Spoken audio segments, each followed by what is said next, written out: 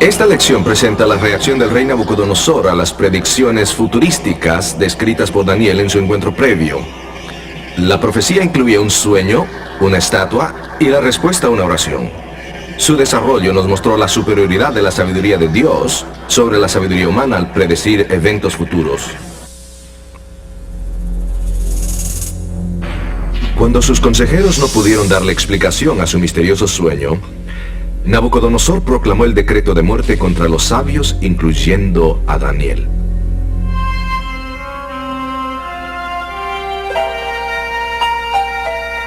Pero Daniel oró fervorosamente a su Dios, y el sueño y su interpretación le fueron revelados. Daniel le explicó al rey que la imagen que se le había mostrado representaba una serie de poderes mundiales. Estos poderes gobernarían al mundo desde Babilonia hasta el fin del tiempo.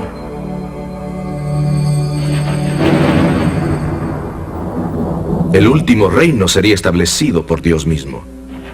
Fue representado dramáticamente por la roca que desmenuzó a la imagen.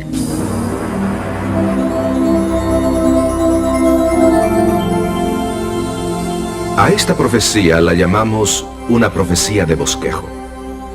Da un bosquejo básico para las profecías más detalladas que se encuentran en los capítulos posteriores de Daniel. Lamentablemente, Nabucodonosor no aprendió de su sueño. Puesto que la roca golpeó a la imagen en los pies, probablemente razonó que él, la cabeza de oro, estaría a salvo. Las palabras de Daniel volvieron a hacer eco.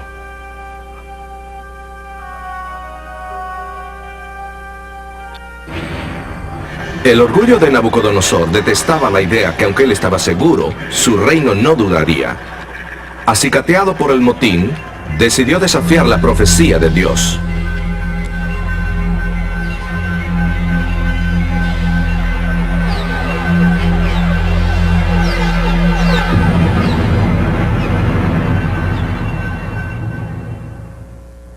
Como el soberano más poderoso del mundo conocido, Nabucodonosor se propuso defender su imperio. Ninguna profecía judía habría de obstruir sus ambiciosos planes de gloria eterna.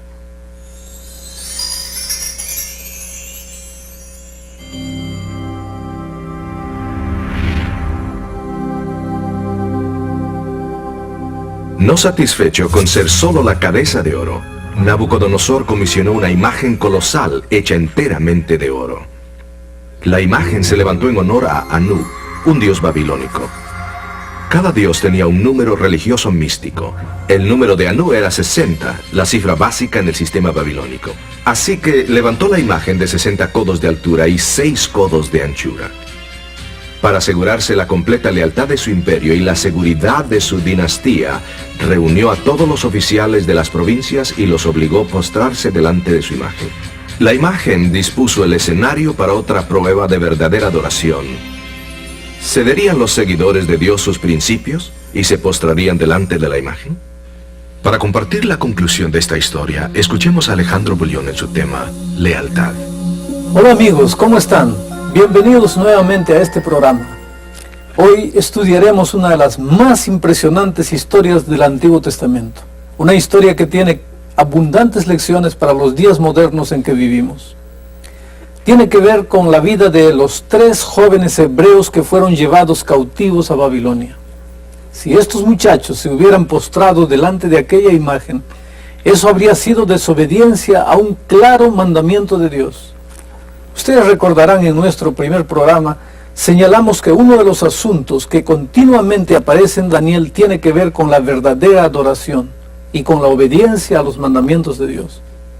En esta historia veremos estos 2 puntos como tema central. Recordemos que el punto central de Daniel tiene que ver con los últimos días. Una comprensión de las historias que se encuentran en el libro de Daniel, las experiencias de Daniel y sus amigos son esenciales para nuestra comprensión del libro en sí. Todas ellas están relacionadas con las profecías y nos dan una perspectiva práctica de cómo debemos aplicar algunos de los principios bosquejados en el libro de Daniel. Dentro de unos momentos veremos cómo el libro de Apocalipsis predice el tiempo cuando la verdadera adoración será prohibida y el pueblo de Dios será obligado a adorar en forma contraria a los mandamientos de Dios. Pero su verdadero pueblo, el pueblo de Dios, permanecerá obediente a pesar de todas las circunstancias. Ustedes recordarán que en nuestro último programa les animé para que tuviesen a mano papel y lápiz de manera que puedan repasar los puntos importantes de cada lección. Personalmente, yo puedo recordar mucho más cuando tomo notas. Así, si en este momento no tienes lápiz y papel, ¿por qué no buscas uno para tomar notas? ¿Listo? ¿Podemos comenzar? Comencemos entonces. Después de levantar la gran imagen en la planicie de Dura, Nabucodonosor invitó a todos los gobernadores más importantes a su dedicación. La Biblia dice lo siguiente: y envió el rey Nabucodonosor a juntar a los grandes, los asistentes y capitanes, y oidores, receptores, los del consejo, presidentes y a todos los gobernadores de las provincias, para que viniesen a la dedicación de la estatua que el rey Nabucodonosor había levantado. Fueron pues reunidos los grandes, los asistentes y capitanes, los oidores, receptores, los del consejo, los presidentes y todos los gobernadores de las provincias a la dedicación de la estatua que el rey Nabucodonosor había levantado. Y estaban en pie delante de la estatua que había levantado el rey Nabucodonosor. Una tablilla de arcilla descubierta en las ruinas de Babilonia, que fue traducida y publicada en 1956, indica que se levantó un serio motín en el ejército de Nabucodonosor en diciembre del año 594 a.C., en el 10º año de su reinado. Nabucodonosor aplastó rápidamente la rebelión y dice la tablilla que degolló a muchos de su propio ejército. Es muy probable que por esta razón Nabucodonosor decidiera llamar a todos los oficiales para la dedicación de su imagen. El no postrarse delante de esa gran imagen habría sido considerado como un acto de alta traición. Entonces se dio la orden, y el pregonero pregonaba en alta voz: mandase a vosotros, oh pueblos, naciones y lenguas, en oyendo el son de la bocina, el pífano, del tamboril, del arpa, del salterio, de la zampoña y de todo instrumento músico, que os postréis y adoréis la estatua de oro que el rey Nabucodonosor ha levantado. Y cualquiera que se postrare y adorare en la misma hora, que no hiciere esto en la misma hora, será echado dentro de un horno de fuego ardiendo. Los babilonios se tornaron muy fervorosos con esta amenaza pendiendo sobre su cabeza. Así que la escena ya está lista. No será una decisión fácil, porque todo aquel que rehúse adorar la imagen perecerá. Imagínense, si pueden, cuán seguro tiene que estar uno de lo que cree para poder sobreponerse ante tal presión. Obedecer a Dios bajo tales circunstancias no habría sido fácil para nadie. Tu religión inevitablemente tendría que significar mucho para que pudieses respetar tus principios y hacer lo que tú consideras correcto delante de la pena de muerte. Noten lo que ocurrió inmediatamente. El texto bíblico dice: por lo cual, en oyendo todos los pueblos el son de la bocina, del pífano, del tamboril, del arpa, del salterio, de la zampoña y de todo instrumento músico, todos los pueblos, naciones y lenguas se postraron y adoraron la estatua de oro que el rey Nabucodonosor había levantado.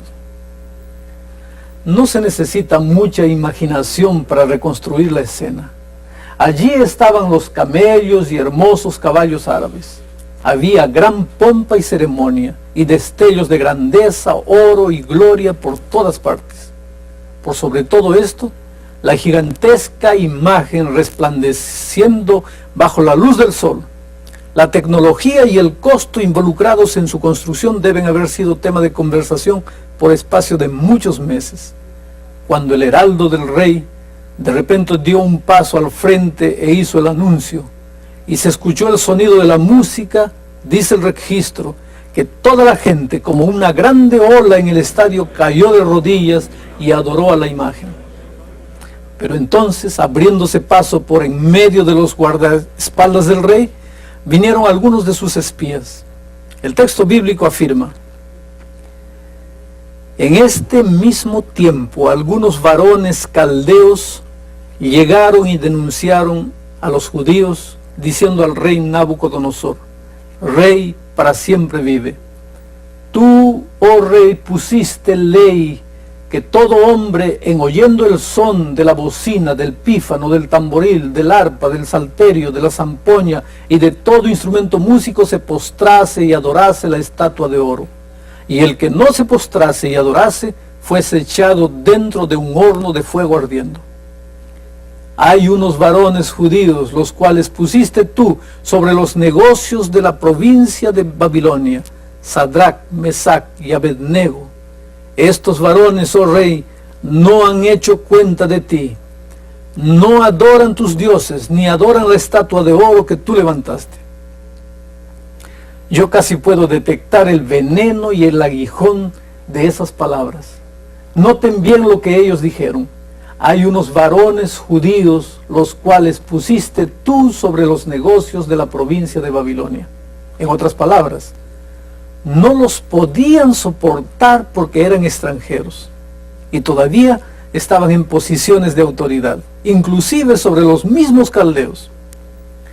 ¿Pueden imaginarse ustedes cómo se habrán sentido estos tres hombres al permanecer de pie mientras todo el mundo se postraba en masa? No podían pasar desapercibidos, claro. Podría haber sido muy fácil racionalizar y decir que en realidad no estaban adorando la imagen, sino que solo estaban respetando una orden del rey. Pero ellos sabían que su fidelidad a Dios estaba en juego y era mucho más importante que cualquier cosa. ¿Recuerden ustedes ese mandamiento que específicamente prohíbe la falsa adoración? No te harás imagen ni ninguna semejanza de cosa que esté arriba en el cielo, ni abajo en la tierra, ni en las aguas debajo de la tierra. No te inclinarás a ellas, ni las honrarás, porque yo soy Jehová tu Dios, fuerte, celoso, que visito la maldad de los padres sobre los hijos, sobre los terceros y sobre los cuartos, a los que me aborrecen, y que hago misericordia en millares a los que me aman y guardan mis mandamientos. Así que para los hebreos, postrarse habría sido simplemente desobedecer a uno de los explícitos y sencillos mandamientos de Dios. Nuevamente vemos los dos puntos centrales de adoración y obediencia en esta historia. Recuerden antes que el tema central del libro de Daniel tiene que ver con los últimos días. En poco tiempo veremos cómo es que el libro de Apocalipsis igualmente toma ese mismo tema y nos explica que en los últimos días se le ordenará al pueblo de Dios a prestar un tipo de adoración completamente contraria a los 10 mandamientos de Dios. Pero su pueblo verdadero, así como Sadrach, Mesach y Abednego, permanecerá fiel hasta la muerte. Cuando los 3 hebreos fueron llevados delante del rey, naturalmente Nabucodonosor, sin lugar a dudas, les hizo recordar que él los había sacado de la esclavitud para convertirlos en príncipes de su reino. Los había colocado encargados de las provincias. Yo imagino que el rey dijo más o menos así: después de todo lo que hice por ustedes, yo pensé que por lo menos me apoyarían en esto. Mis amigos queridos, noten ahora la presión sobre los 3 jóvenes hebreos. Es una presión que viene a un nivel personal. Sin duda el rey debe haber tenido mucha afinidad con estos jóvenes porque les dio otra oportunidad. A veces la gente me dice: no puedo hacer lo que Dios espera de mí, adorarle exactamente en la forma que Él quiere. Eso puede afectar mi trabajo, mi familia. Bueno, si alguna vez te has visto tentado a pensar que estás tan comprometido con otra persona que no puedes obedecer a Dios, piensa en esos jóvenes hebreos. Porque no hay nadie que estuviese más comprometido con una persona que Sadrach, Mesach y Abednego con Nabucodonosor. Él los había sacado de la condición más baja, los había elevado a una de las posiciones más altas en su imperio. Vamos, muchachos, háganlo por mí, tal vez pidió el rey. Sin duda los jóvenes dijeron: oh rey, apreciamos mucho tu bondad, pero solamente hay una cosa que nos detiene, y es el mandamiento de Dios que dice: no te inclinarás a ninguna imagen. Bueno, el viejo rey seguramente sonrió. Ah, sí, esos mandamientos ya están fuera de moda. Tal vez estaban bien cuando ustedes vivían en Jerusalén, pero no pueden guardarlos aquí en el gran mundo. A veces hoy día todavía escuchamos este tipo de argumento.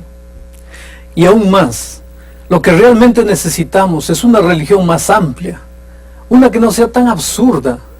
Más aún, toda la gente importante, abogados, doctores, oficiales, pastores, se están postrando delante de mi imagen.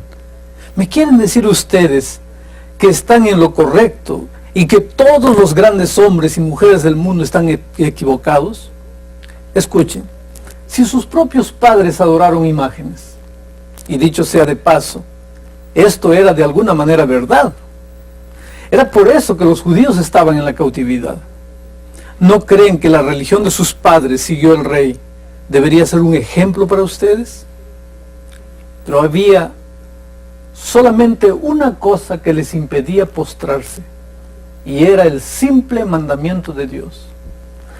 Me gusta la forma en que los jóvenes le respondieron al rey cuando éste les ofreció una segunda oportunidad.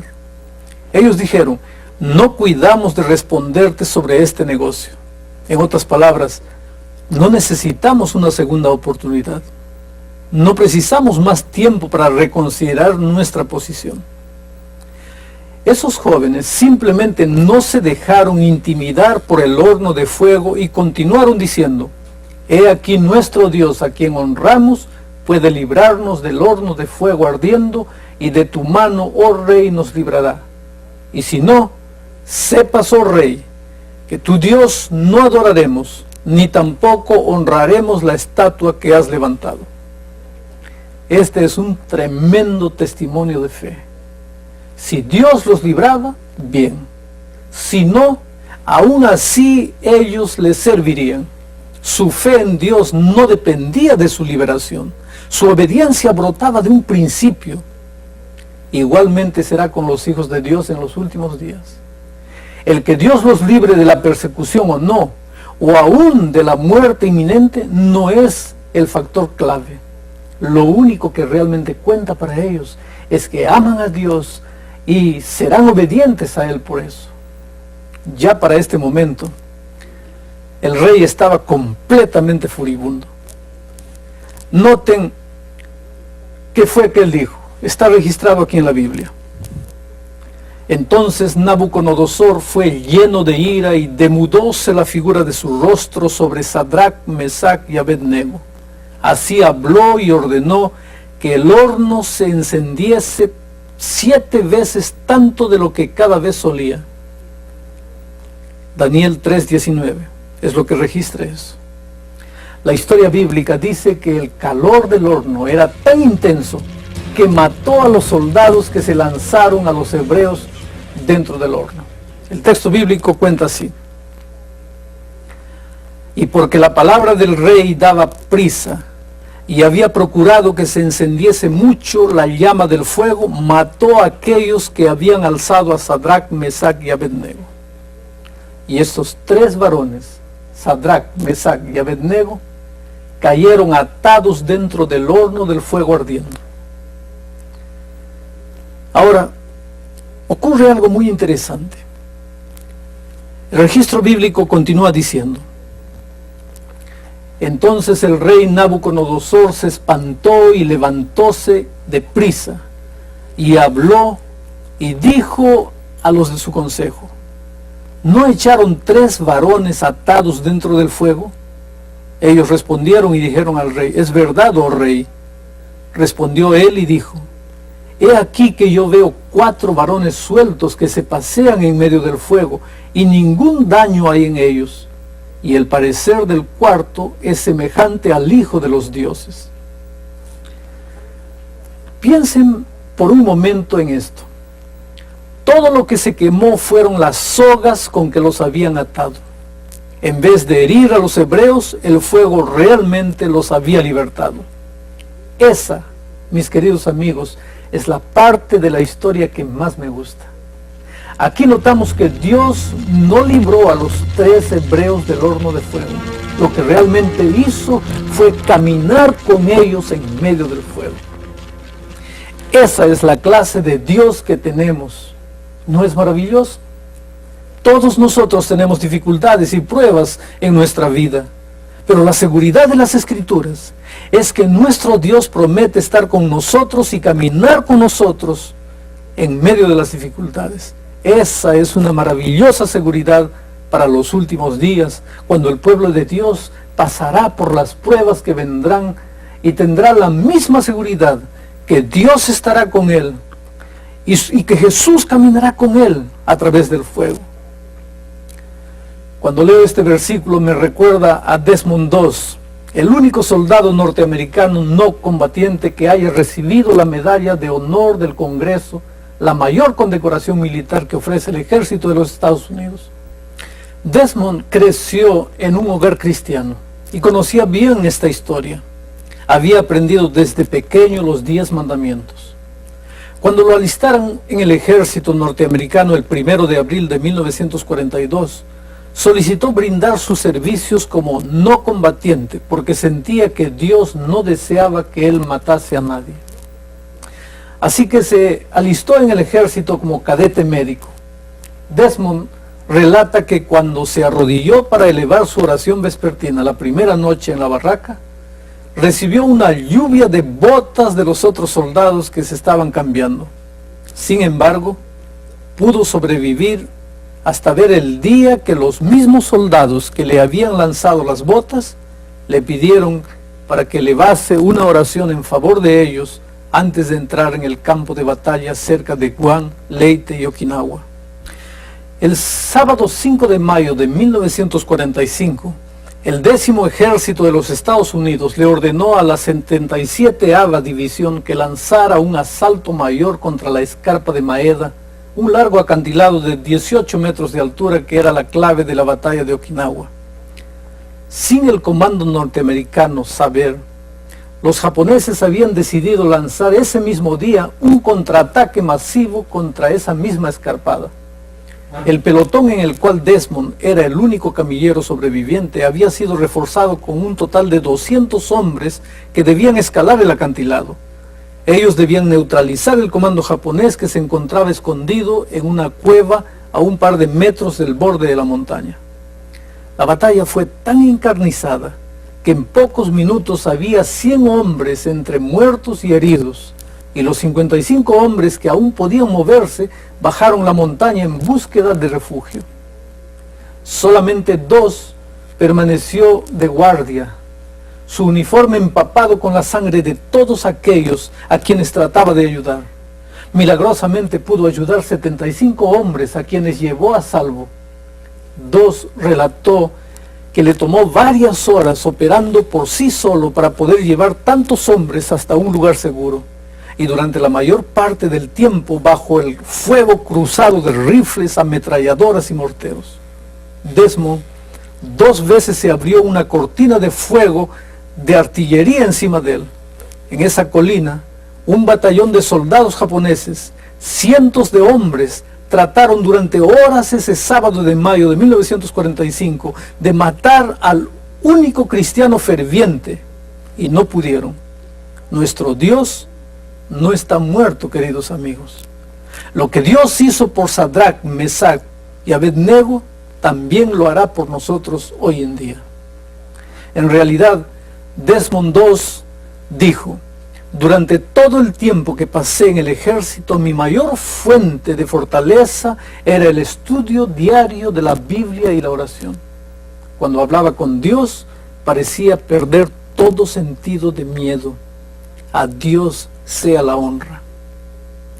Noten la forma como Nabucodonosor le habló a Sadrach, Mesach y Abednego.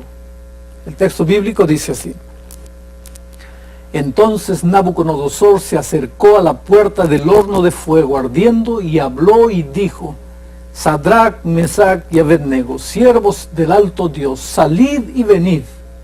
Entonces Sadrach, Mesach y Abednego salieron de en medio del fuego. Esta experiencia le dio a Nabucodonosor una maravillosa lección sobre quién es Dios.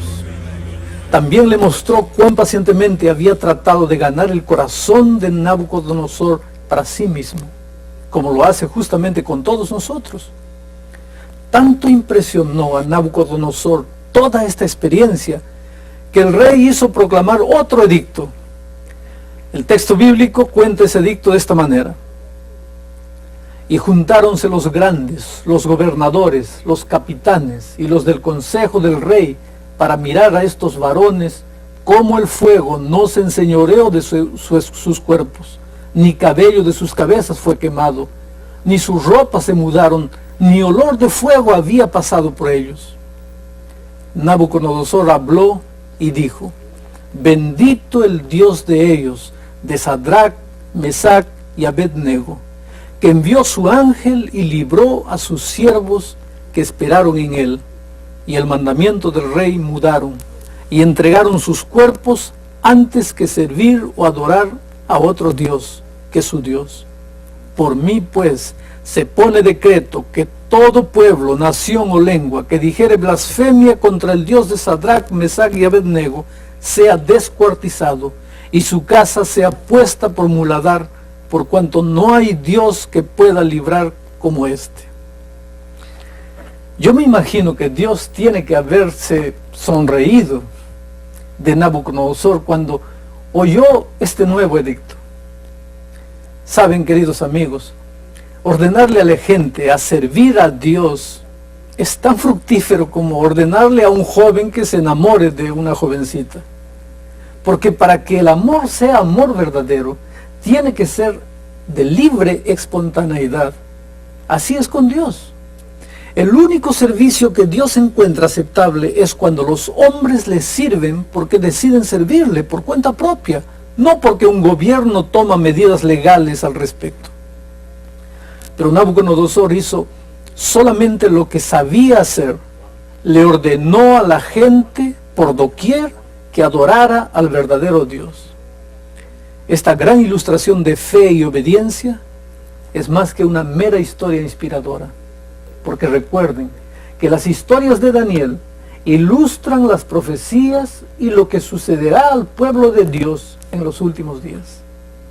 El libro paralelo de Daniel, que es el libro de Apocalipsis en el Nuevo Testamento, describe una escena semejante. Notemos las similitudes. Voy a leer el texto. Después vi otra bestia que subía de la tierra y tenía 2 cuernos semejantes los de un cordero, mas hablaba como un dragón, y ejerce todo el poder de la primera bestia en presencia de ella, y hace a la tierra y a los moradores de ella adorar a la primera bestia, cuya llaga de muerte fue curada. El punto clave: en los últimos días, mi querido amigo, gira en derredor de la adoración y lealtad a la bestia. Continuamente, a través de Daniel y Apocalipsis, se da un aviso de precaución acerca de la falsa adoración. Y hace grandes señales, dice el texto bíblico. Voy a leer nuevamente. Hace grandes señales, de tal manera que aún hace descender fuego del cielo a la tierra delante de los hombres, y engaña a los moradores de la tierra, por las señales que le ha sido dado a hacer en presencia de la bestia, mandando a los moradores de la tierra que hagan la imagen de la bestia que tiene la herida de cuchillo y vivió, y le fue dado que diese espíritu a la imagen de la bestia, para que la imagen de la bestia hable, y hará que cualesquiera que no adorare la imagen de la bestia sea muerto. Luego, después que esta bestia hace descender fuego del cielo y realiza asombrosos milagros, hace una imagen de la bestia. Ustedes se pueden dar cuenta que Apocalipsis usa el mismo lenguaje que Daniel. Entonces se le ordena a la gente que adore esa imagen. Aquellos que se nieguen a hacerlo deben ser muertos. Y hacía que todos, pequeños y grandes, ricos y pobres, libres y siervos, se pusiese una marca en su mano derecha o en sus frentes, y que ninguno pudiese comprar o vender, sino el que tuviera la señal o el nombre de la bestia o el número de su nombre. Eso está registrado en Apocalipsis capítulo 13, versículos 16 y 17. Ustedes ven que se proclaman restricciones económicas. Y finalmente la pena de muerte sobre aquellos que se niegan a adorar la imagen de la bestia o a recibir la marca de su nombre. En nuestro tema de hoy no vamos a discutir los detalles de la marca de la bestia, porque este es un asunto tan importante que le dedicaremos un programa entero más adelante. Asegúrense de no faltar bajo ninguna circunstancia, porque es de importancia eterna para todos nosotros. El punto más importante que saco de esta sección de Daniel es que personalmente debo yo ser leal a Dios en estos días, así como lo fueron los 3 jóvenes hebreos en la crisis que enfrentaron en Babilonia. Creo que ustedes también quieren ser fieles a Dios, ¿no es verdad? Ahora, al ir al siguiente capítulo, el capítulo 4 de Daniel, tenemos una nueva escena, un asunto distinto. Este capítulo se concentra en el rey Nabucodonosor. El rey Nabucodonosor era un gobernante sumamente arrogante, egocéntrico y dominante, cuyos deseos eran atendidos inmediatamente por todos. Durante varios años, Dios había tratado de revelársele, pero el terco rey solo se interesaba en su propio poder. Al fin de nuestro estudio, notaremos cómo un cambio radical en este rey, que fue uno de los hombres más poderosos de la tierra. Como veremos en unos instantes, este gran gobernante racionalizaba la evidencia clara y contundente de que era el Dios del cielo y no los dioses paganos los que estaban en el control del universo. Así que observemos el hecho dramático y humillante que llevó finalmente al rey Nabucodonosor a aceptar a Dios como el supremo gobernante de hombres y reinos. Miremos. Dios le envió a Nabucodonosor otro sueño. Él vio un gran árbol. El árbol creció tanto que su copa llegaba hasta el cielo. Era tan grande que se podía divisar de todas partes del mundo. Repentinamente descendió un santo mensajero del cielo. Cortad el árbol y destruidlo.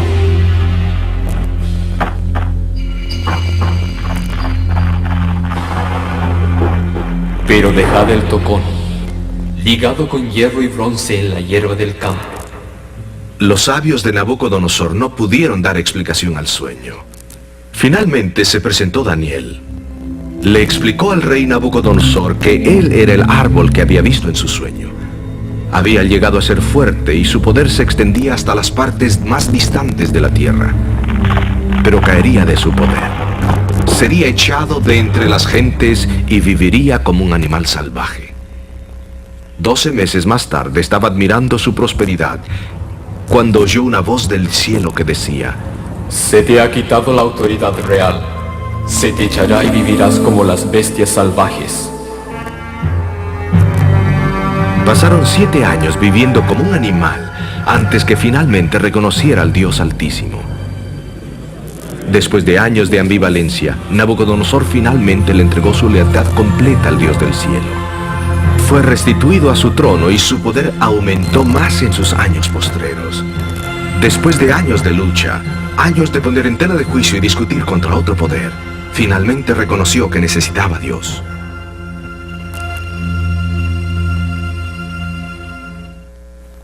Es admirable que Nabucodonosor, rey de la nación más grande que haya existido en la tierra, diese su lealtad al Dios Altísimo.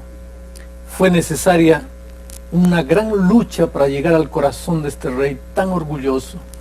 Pero después de 30 años, finalmente, este rey reconoció al Dios del cielo. El hecho que necesitamos a Dios en nuestra vida es una conclusión que le cuesta aceptar a mucha gente. Para que podamos aprender esa lección tan importante, a veces Dios permite que pasemos por dificultades y penurias. A través de ellas nos damos cuenta que nosotros no tenemos todas las respuestas. Notemos lo que Daniel declaró a Nabucodonosor respecto a esta lección. La Biblia dice así: que te echarán de entre los hombres, y con las bestias del campo será tu morada, y con hierba del campo te apacentarán, como a los bueyes, y con rocío del cielo serás bañado. Y 7 tiempos pasarán sobre ti, hasta que entiendas que el Altísimo se enseñorea del reino de los hombres, y que a quien Él quisiere lo da. Nabucodonosor tuvo que aprender la verdad básica del Evangelio. Tuvo que estar dispuesto a que Dios gobernase su vida. Es Dios el que pone reyes y quita reyes. El mensaje de que Dios está en el control de los eventos del mundo nuevamente sale a relucir en este capítulo. Dios ama a la gente y quiere que el ser humano tenga lo mejor en la vida. Nótese el consejo que Dios le dio a Nabucodonosor. Escuchen aquí. Por tanto, oh rey, aprueba mi consejo y redime tus pecados con justicia y tus iniquidades con misericordia hacia los pobres, que tal vez será eso una prolongación de tu tranquilidad. La única forma en que Nabucodonosor podía haber detenido la calamidad que se avecinaba sobre él era entregando su vida a Dios. Debía reconocer a Dios como el gobernante de su vida y así evitar el desastre que le sobrevendría. Hay algo más que me gusta de esta historia, y es que aún después de esta advertencia que Dios le dio a Nabucodonosor sobre la calamidad que se aproximaba, él esperó 1 año más antes de permitir que finalmente aconteciera. Dios esperaba que Nabucodonosor respondiera positivamente, pero no lo hizo. Algunas veces, así como en el caso de este rey, Dios permite que la gente se hunda hasta lo más profundo antes que puedan reconocer la necesidad que tienen de Él. Eso fue justamente lo que ocurrió con este rey. La profecía se cumplió al pie de la letra y el rey estuvo loco durante un periodo de 7 años. Al fin de este periodo, Nabucodonosor recuperó sus facultades mentales y dijo: mas al fin del tiempo, yo, Nabucodonosor, alcé mis ojos al cielo, y mi sentido me fue vuelto, y bendije al Altísimo, y alabé y glorifiqué al que vive para siempre. Ahora yo, Nabucodonosor, alabo, engrandezco y glorifico al Rey del cielo, porque todas sus obras son verdad, y sus caminos juicio, y humillar puede a los que andan con soberbia. Pasaron 3 décadas antes de que Nabucodonosor reconociera al Dios del cielo como el Dios verdadero. Ya no exaltó más Nabucodonosor a sí mismo, sino que exaltó y alabó al Dios del cielo. Cuando una persona reconoce a Dios como el dueño de su vida, entonces finalmente encuentra la paz verdadera. Ahora viene la mejor parte de esta historia. Es la parte que más me gusta. Dios hizo a Nabucodonosor algo que necesitamos entender. Eso que hizo con el rey quiere hacerlo hoy día con cada uno de nosotros. Quiere que todos nosotros nos salvemos en su reino. A veces, querido amigo, Dios permite que caigamos hasta el fango antes de poder ayudarnos. Nuestro orgullo muchas veces nos ciega y no vemos nuestra desesperada necesidad de salvación. Dios no salvó a Nabucodonosor porque él fuera bueno, no lo era. Era un gobernante orgulloso y arrogante, pero Dios lo amaba a pesar de sus debilidades.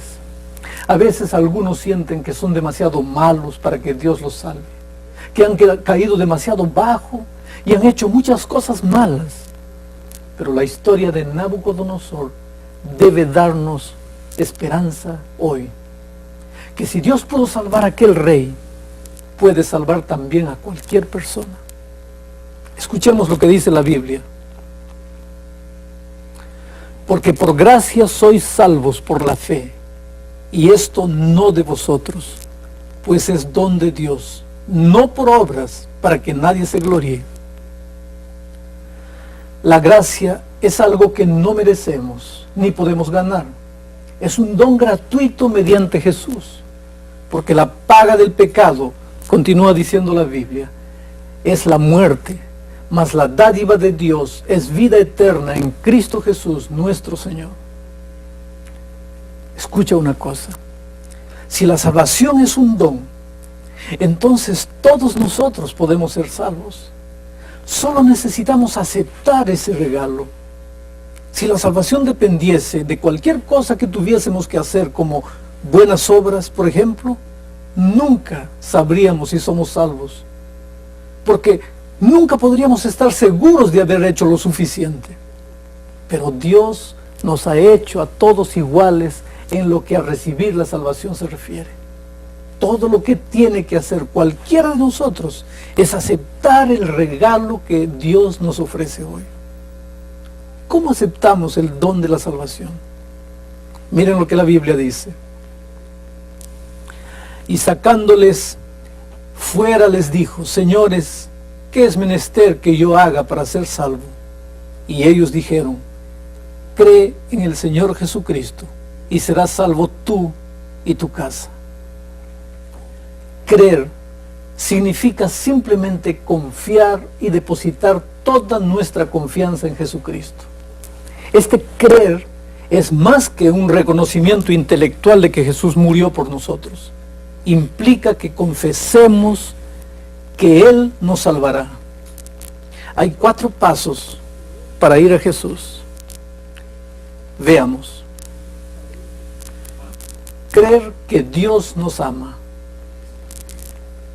Porque de tal manera amó Dios al mundo, que ha dado a su Hijo unigénito, para que todo aquel que en Él cree no se pierda, mas tenga vida eterna. Ahora el segundo paso. Permitir que el Espíritu Santo nos guíe al arrepentimiento. Hechos 11:18 dice lo siguiente: entonces, oídas estas cosas, callaron y glorificaron a Dios diciendo: de manera que también a los gentiles ha dado Dios arrepentimiento para vida. El arrepentimiento, o llegar a sentir un dolor suficientemente grande como para apartarnos de lo malo que estamos haciendo en nuestra vida, no es algo que nosotros desarrollamos por nosotros mismos. Es un don de Dios. Obra en aquellos que lo aceptan. Cuando aceptamos a Cristo, Él nos da un espíritu de arrepentimiento, de manera que en forma espontánea nos damos cuenta que queremos algo mejor en la vida. Esto nos lleva al punto número 3, confesar los pecados. Primera de Juan 1:9 dice: si confesamos nuestros pecados, Él es fiel y justo para que nos perdone nuestros pecados y nos limpie de toda maldad. Y la sencilla realidad es que si yo le pido a Jesús que me perdone por mis pecados y equivocaciones, Él lo hará. No cabe la menor duda. Si yo fuera a la policía local y presentara una confesión completa de algo malo que hice, puede ser que me pongan en una celda y me den una multa, dependiendo de la seriedad de la infracción. Pero si confieso todo a Dios, Él me da una hoja en blanco y yo puedo comenzar de nuevo. Eso es algo extraordinario. Abrir la puerta del corazón. Esa es la siguiente medida que tenemos que tomar. Abrirle el corazón y permitir que Jesús entre. Apocalipsis 3:20 dice lo siguiente: he aquí yo estoy a la puerta y llamo. Si alguno oyere mi voz y abriere la puerta, entraré a él y cenaré con él y él conmigo. Esto, mi querido amigo, significa que ahora el amor de Jesús controla mi vida y Él me da el poder para hacer lo que Él quiere que yo haga. Permítanme ilustrarlo de esta manera. Un niñito va caminando por la orilla de la playa y al lado de la playa hay una grande montaña. El padre del niño le dice a su hijo: ¿quieres subir la montaña? El niño mira la montaña y se da cuenta que sus piernecitas nunca podrán subir esa gran montaña. El padre pregunta de nuevo: ¿quieres subir la montaña? Sí, le dice el niño, pero no sé cómo podré subir. Ah, responde el padre, si tú quieres subir, yo te cargo. ¿Ven ustedes? El niño toma la decisión, pero el padre provee el poder muscular necesario. Así es también en la vida cristiana. Dios nos pregunta si queremos ser salvos, pero sabemos que nuestra fe es pequeñita y débil. Si se lo pedimos, Dios suplirá el don de la salvación y el poder necesario para vivir como Él quiere que vivamos. Es así de sencillo. No depende de si hemos vivido una vida buena o mala, o si sentimos algo especial dentro de nosotros. Dios ha prometido que si confesamos nuestros pecados, Él es fiel y justo para perdonarnos nuestros pecados. ¿Será que en este momento está viendo este programa alguien que nunca aceptó a Jesús como su Salvador? ¿Sientes en tu corazón que necesitas de Él? ¿Estás cansado de luchar solo y ya no sabes más qué hacer con tu vida? ¿Te has sentido a veces como Nabucodonosor luchando para abrirle el corazón a Jesús?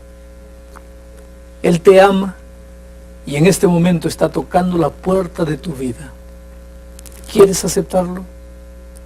¿Serías tan amable de escribir en una hoja de papel: Señor, deseo aceptar tu don de salvación? Tal vez tú ya aceptaste a Jesús un día, pero hoy estás muy lejos. Entonces, tú puedes tomar la hoja de papel y escribir lo siguiente: quiero volver a Él mientras hay tiempo. ¿Serías tan amable de escribir? Señor, deseo aceptar tu don de salvación. Yo sé que muchos de los que ven este programa ya caminan con Jesús y desean continuar caminando con Él. Tal vez desearían escribir: Señor, ayúdame a continuar caminando contigo. Les digo por qué es importante indicar la decisión de una manera física. Cuando sentimos algo y no hacemos nada al respecto, se hace más difícil que podamos responder en el futuro. Si Dios pudo salvar al duro, rebelde y pagano rey Nabucodonosor, ciertamente puede salvarte a ti y a mí, y estará con nosotros, tal como lo hizo con Sadrach, Mesach y Abednego en el horno de fuego. Ahora quiero invitarte para hacer una oración. Querido Padre que estás en los cielos, el rey Nabucodonosor luchó durante años para abrirte el corazón. Cayó hondo, se hirió en la vida, en la locura y en la desesperación, finalmente abrió el corazón a Dios. Oh Padre querido, no permitas que nosotros nos endurezcamos como lo hizo ese rey. Si hoy día estamos escuchando tu voz, ayúdanos a abrir el corazón y entregarte la vida.